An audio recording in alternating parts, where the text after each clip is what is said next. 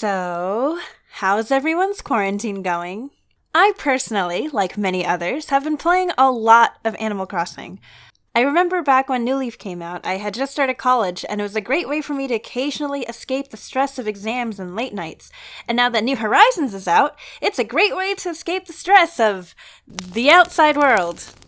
I know not everyone is super into Animal Crossing, but I thought this would be a cute video idea, and I knew it'd be a wasted opportunity to play this much Animal Crossing and not make at least one casual video about it. And I figured it'd be nice to make one fun, relaxed, wholesome video before I jumped into another big one. So it was my friend Christine's birthday in early April, and I was having a really hard time trying to figure out what to get her and how to put it together. See, Christine's a very crafty person, so every time she gifts anyone anything, it's always put together really nicely and neatly, like a Pinterest dream, and then the rest of us feel ashamed for putting our gifts in reused gift bags with white tissue paper because all the good tissue paper colors from the assorted pack were used up 3 birthdays ago. Come on, you know the struggle. I was planning on getting her the new Sailor Moon collection from ColourPop because she really loves Sailor Moon, but it was sold out immediately. And then I found out it was being restocked at Ulta. But then all of the Ulta locations closed because, well, you know. So at this point, I'm kind of at a loss trying to think of how I'm going to make this birthday present look half decent. I am, by no means, a crafty person in any way. My creativity exists in the space of 2D and nowhere else. A 3rd grader could probably out-arts and crafts me on any given day of the week. I was 2 seconds away from just checking out with an online Ulta gift card and accepting defeat, but then I had an idea. So, like myself, Christine has also been playing a lot of Animal Crossing.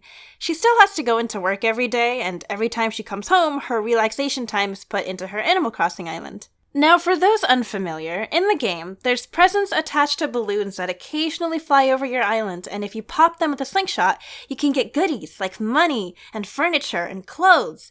So, here's my how to put together an Animal Crossing themed balloon present, even if you're not good at presents video.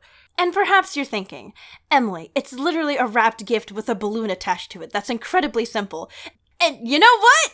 Yeah, but, I'm still really happy with how the little touches turned out, and just let me do this, okay? I'll be including links to where I got everything, including the artists whose shops I purchased from, so if you're interested in anything you see in this video, links will be down below. So I wanted to give the gifts a little Animal Crossing flair to fit the theme of the presentation, even if the gifts themselves didn't really have anything to do with Animal Crossing. For example, for these Sailor Moon caps I purchased off of Etsy, I used an Able Sisters sticker from Redbubble that I thought was super cute, and placed it on the outside of the packaging to make it look like it was something I bought from the Able Sisters themselves.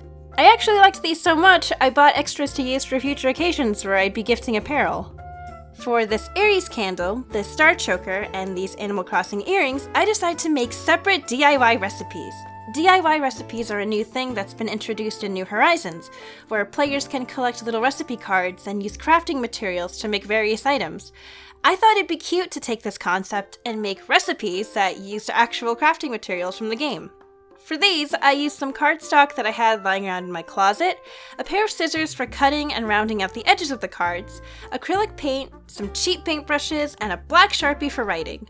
You could also use painter's tape if you want to get clean white edges.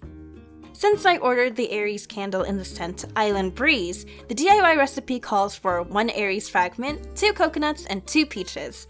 The recipe for the star choker calls for 10 star fragments, and these cute little Animal Crossing earrings have a simple recipe of 1 single gold nugget.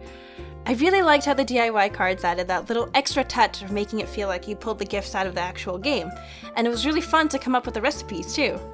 I placed the gifts and the DIY recipes in a box and prepared myself for my biggest challenge, wrapping! To match the look of the presents in the game, I purchased white wrapping paper, red ribbon, and red balloons. The balloons could also be blue, green, or yellow, but I felt like the red balloons had a more classic Animal Crossing feel to them. Now obviously, I can't make the present box float, but I do want to make the balloon float, so I ordered a small helium tank.